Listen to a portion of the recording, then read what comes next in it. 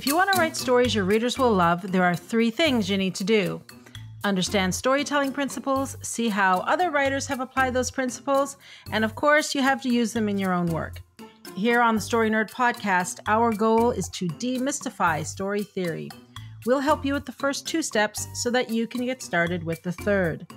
My name is Valerie Francis. I'm a writer and literary editor, and I focus on stories by, for, and about women. And I'm Melanie Hill, writer, editor, and poet, and I have a passion for spy stories, fairy tales, and master detective novels. On today's episode, Melanie pitched The Great Gatsby so that we can study resonance.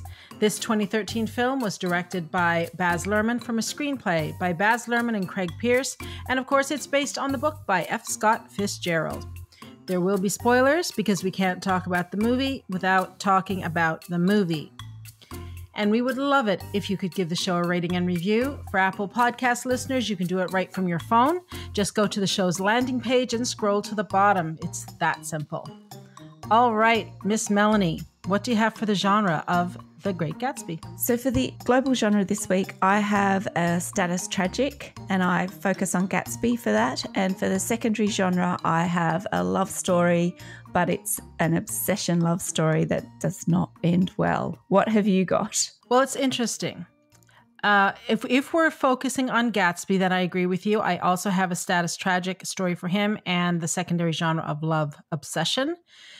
I actually think Nick is the protagonist, though. So, ooh, why? And I'm going to talk more about that. Well, I'll talk about that more about that later. Okay. Sorry.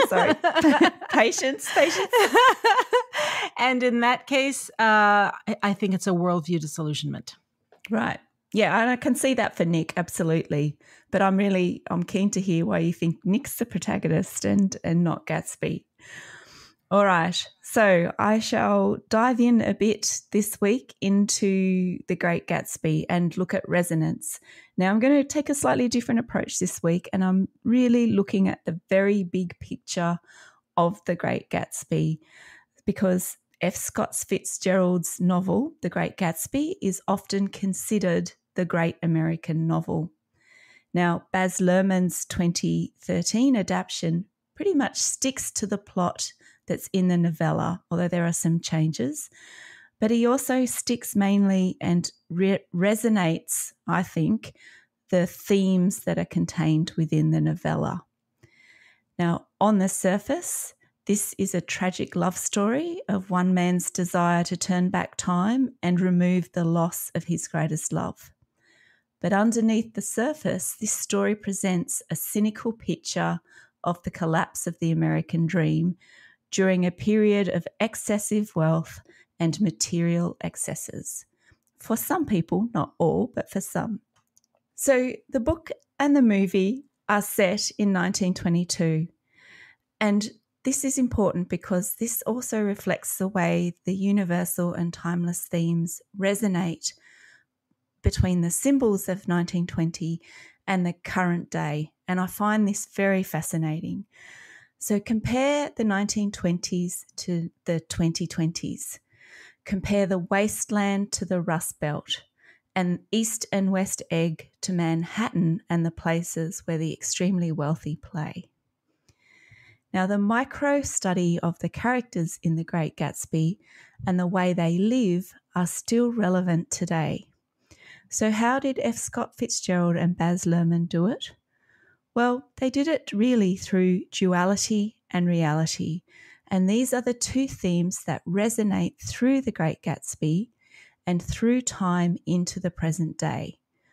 So duality and the conflict between ideal and reality are represented in and through the characters. Now, there's an ironic dual nature of the means by which people believe they will achieve their dreams in this story. And it's money and pleasure that are those means. However, it's money and pleasure which create greed and corruption, as well as be the mechanisms that allow people to be hedonistic. And this is the basis for a corrupt society. So it's also worth noting that no amount of money delivers happiness to any of the characters. Now, The characters have dual natures and roles in the story too.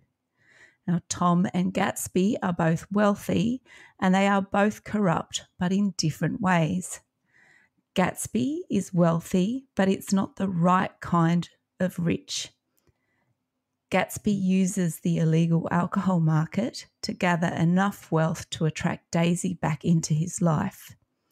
His business associates are gangsters and his wealth is new.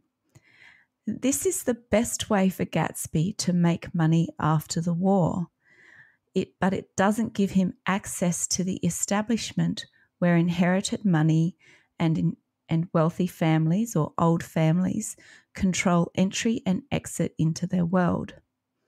So there's money and there's old money. And old money behaves a certain way that new money doesn't. Gatsby flaunts his wealth through over-the-top parties, yellow cars, light-coloured suits, and a flashy mansion, whereas Daisy and Tom host small dinner parties, dress in subdued colours, and understand the nuances of indirect speech. Now, Tom is the personification of the old money power. The illusion of respectability covers Tom's moral corruption. And when we first meet him, it's obvious he's having an affair. Now, Daisy informs Nick that Tom was absent for the birth of their daughter and was most likely with his mistress. And it's interesting, right? Because Tom's mistress is the classless Myrtle. Now, he has feelings for her, but he's happy to keep her on the side and have Daisy as his respectable wife. Now, of course, Tom is happy to have Myrtle. She's fun, sexy, and into material excess. So Myrtle is everything that Daisy isn't. But Myrtle is not wife material. Daisy is. Tom is violent towards his lover Myrtle because she dares to ridicule Daisy, something that he's actually doing when he's with her, but he won't stand for other people to do it. Now, Tom exerts his right to have Myrtle, but will not stand for Daisy to do the same. But only because Gatsby is from a poor background and because Gatsby threatens the social order.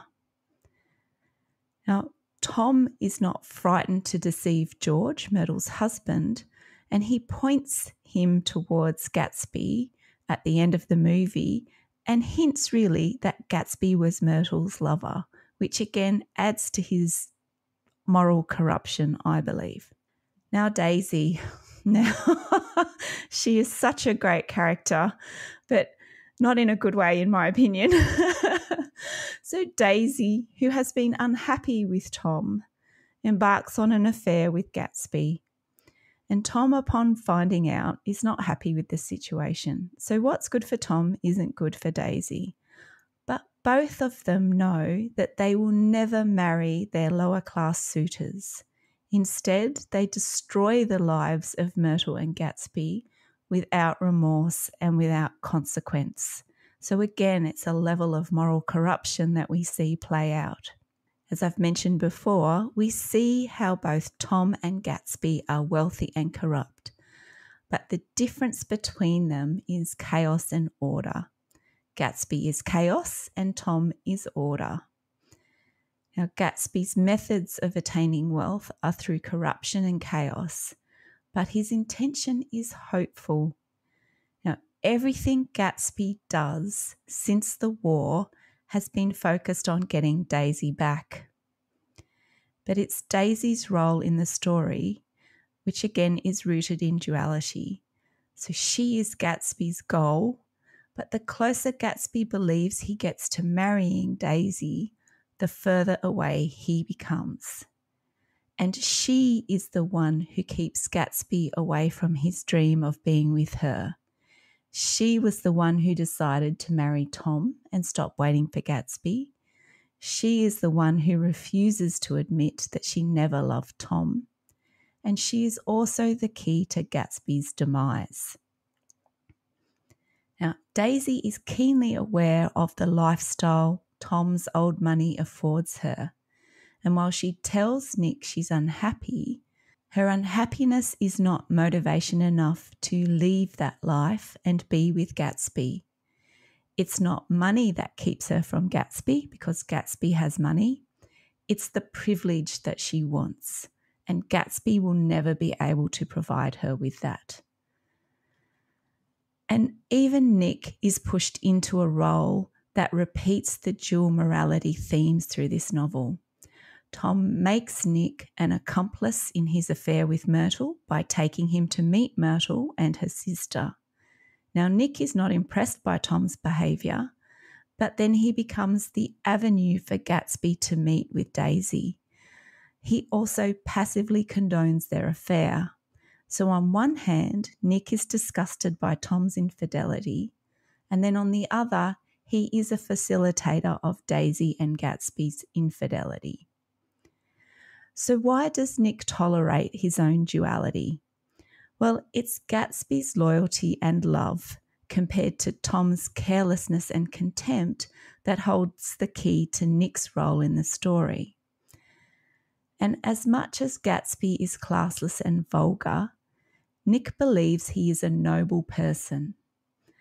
Gatsby remains a symbol of hope for Nick, and Gatsby, unlike Daisy and Tom, doesn't leave behind a trail of destruction.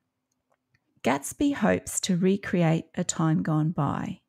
Gatsby has idealised the past and longs to go back to that time. The problem with this, and this problem still exists today, is that we can never go back to the past, especially if it's a past that didn't really exist. And when Gatsby gets closer to his dream, we see how much he's idealised Daisy. And the closer he gets to her, this reality sets in, and we realise that the dream didn't exist in the first place.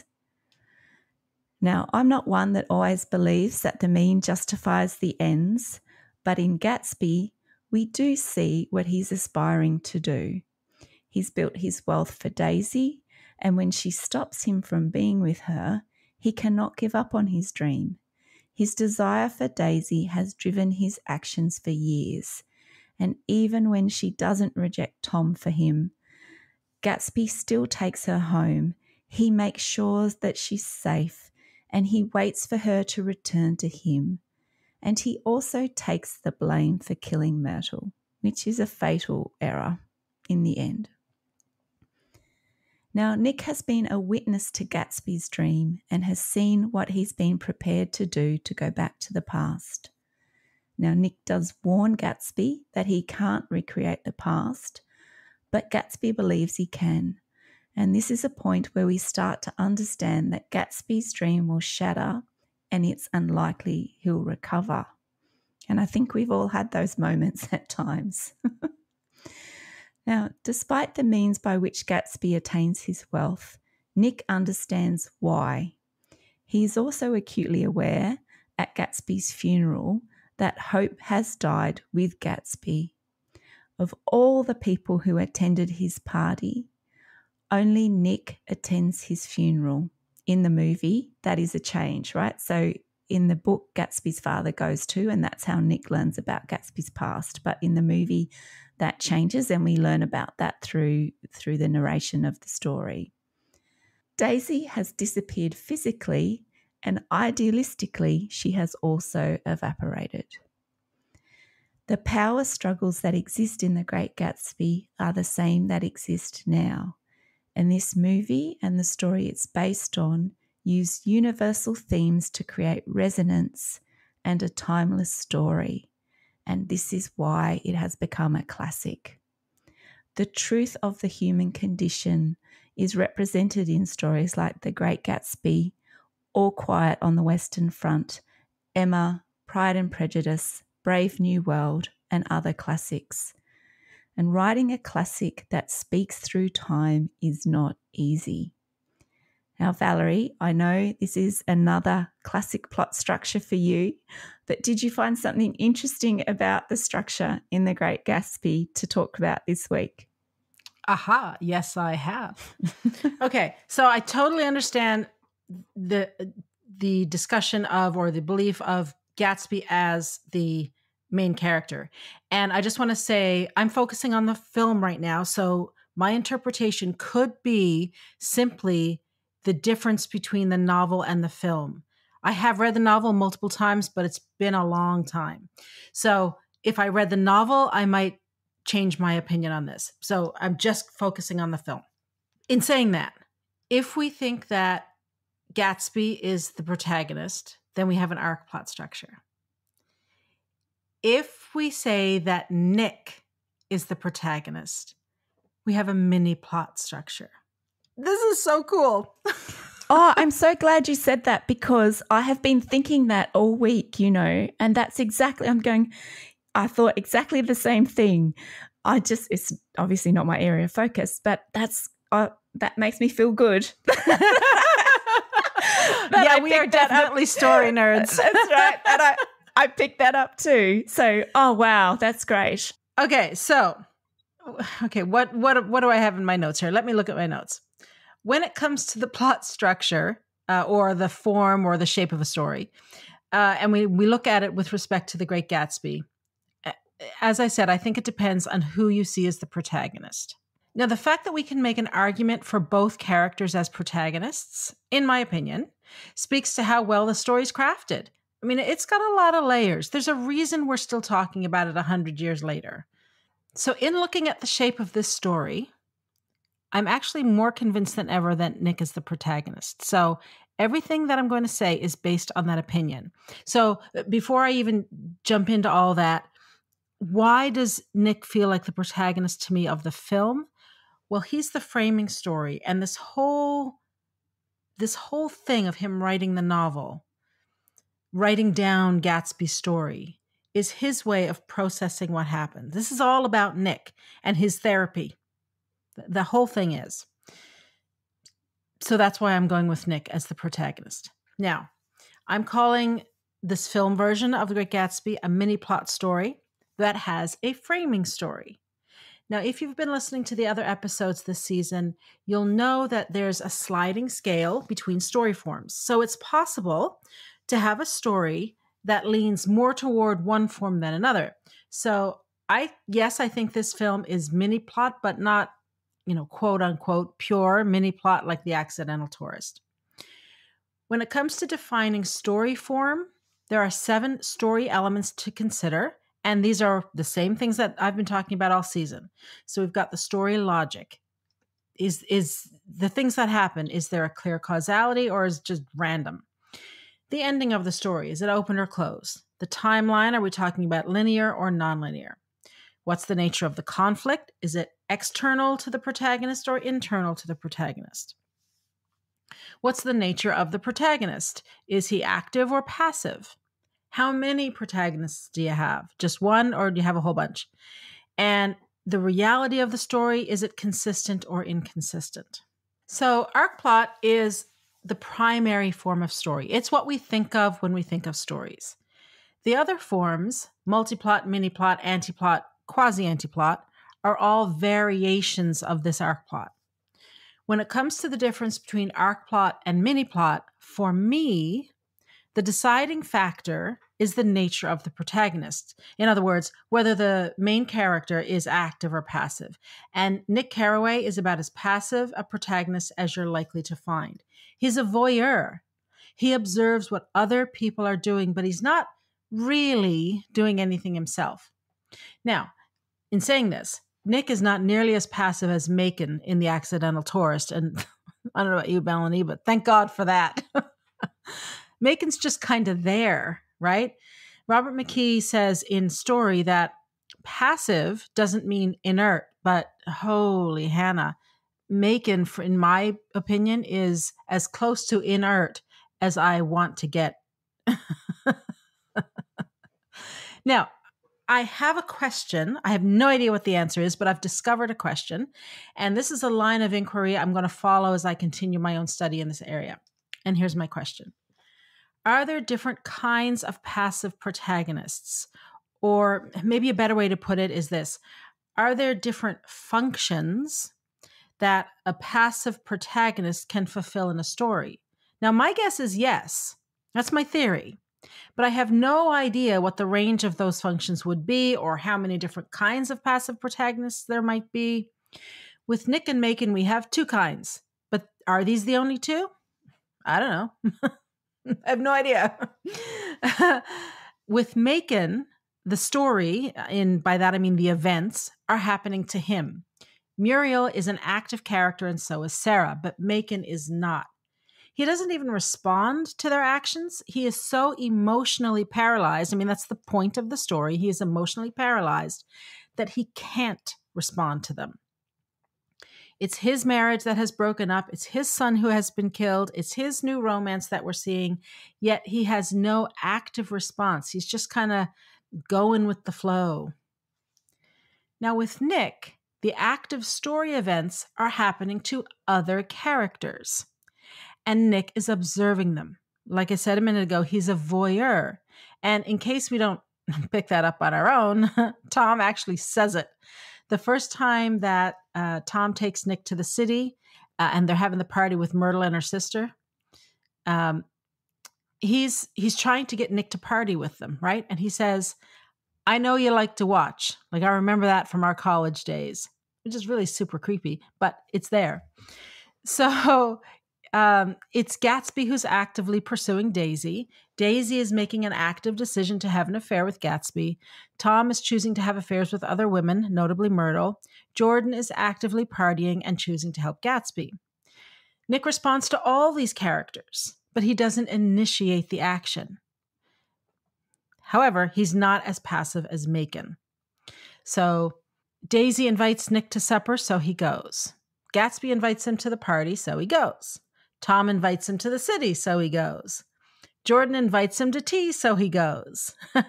See a pattern here? Gatsby asks him to invite Daisy for tea, so he complies. Now, if we think about, this is a little side note here, if we think about Nick as the protagonist, I don't think we can fully trust his version of events.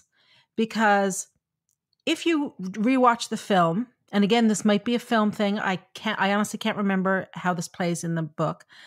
But if you rewatch the film with the thought that Nick is the protagonist, he comes out of this smelling like a rose. He really does. Everybody else is culpable, but he isn't. Which is another reason why I kind of think he's the protagonist. Anyway, the only real action associated with Nick has to do with his work. And that's mostly off screen. We don't see him studying, but we do see him with books. We don't really see him working, but we do see him in his office. I think this is a really interesting use of mini plot, and it's an interesting way to present the internal shift of a character. Now, at the moment, I can't think of any other examples that have this form, but I'm sure they exist. So if anyone listening can think of another example of a story with a voyeuristic narrator who is also the protagonist, reach out to me on Twitter or Instagram at Valerie_Francis and let me know, because I really want to dive into it. Alrighty. So if I'm saying Gatsby is mini plot because Nick is passive, how does the film measure up against the other 6 elements of story form?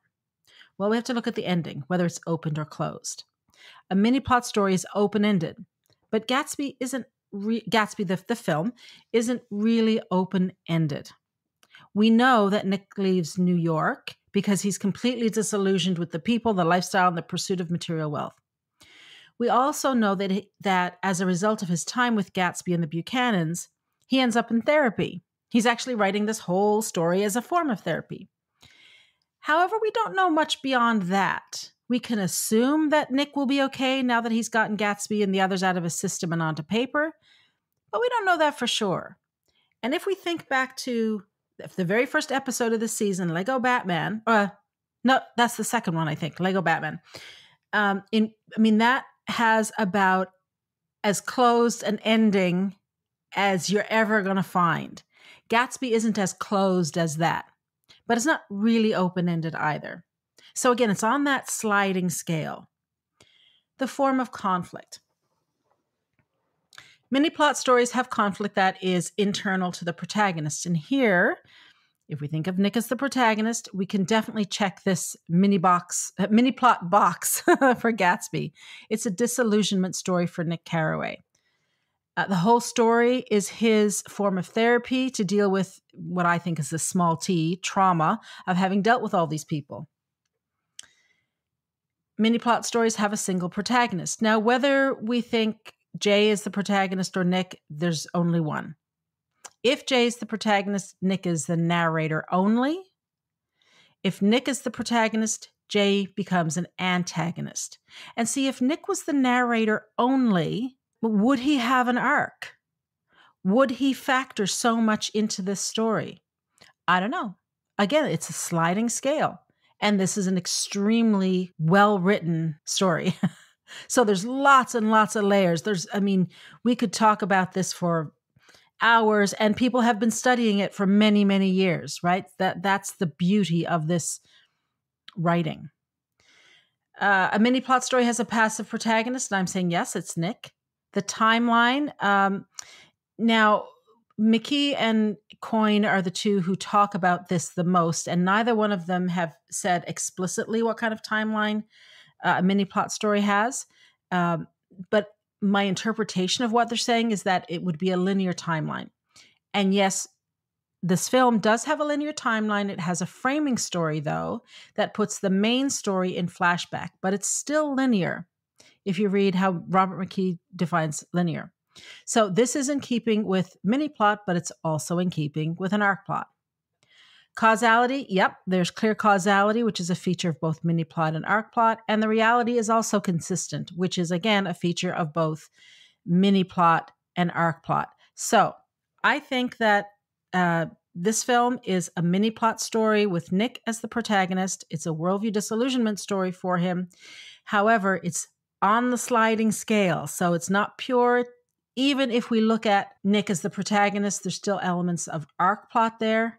And like I said, there's obviously you can reanalyze this with Jay as the protagonist and get an arc plot story. Anyway, that's what I have for this week. Melanie. Right. So the action step this week is to look at the themes in The Great Gatsby because they have resonated for nearly 100 years. And this is due to the small cast of characters and how they are used to represent larger aspects of society. So if you are writing this type of story, identify what your theme is or your themes are and look at the duality of your characters. How do they oppose each other and how do they complement each other? That wraps it up for this week. It's a quick one this week. It also wraps it up for the season, though, which means that Melanie and I will be back next week with a roundup of everything we have learned in the past 10 weeks about plot structure and resonance. To support the show, please leave us a rating and review and tell your writer friends about us. For access to writing templates and worksheets and more than 70 hours of training, subscribe to my Inner Circle by visiting valeriefrancis.ca/innercircle and follow me on Twitter and Instagram at Valerie_Francis. If you'd like to find out about books to help you read like a writer, visit Melanie on Facebook and Instagram under Melanie Hill Author, or find out more about her at melaniehill.com.au. And remember, story theory doesn't have to be difficult. It's a tool to help you write more, not less. So take it one step at a time and have fun.